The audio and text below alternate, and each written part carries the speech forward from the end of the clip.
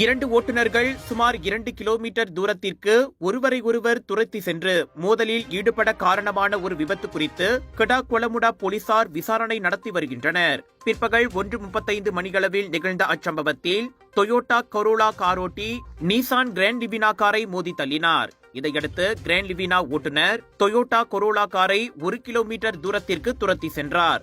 தாம் பின் தொடரப்படுவதை உணர்ந்த கொரோலா ஓட்டுநர் காரை திருப்பி கிராண்ட் லிவினாவின் வலது பக்கத்தில் மோதியதாக கொலமுடா போலீஸ் கூறியது. பின்னர் காரில் இருந்து வெளியேறிய அவ்வாடவர் கிராண்ட் லிவினா ஓட்டுநரை திட்டிவிட்டு அங்கிருந்து கிளம்பினார். இவை அனைத்தும் வைரலான வீடியோவில் பதிவாகியுள்ளன.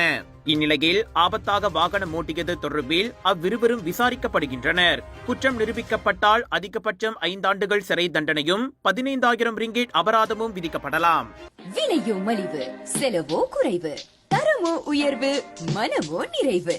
மக்களின் தேர்வு என்ரிகோஸ் முழு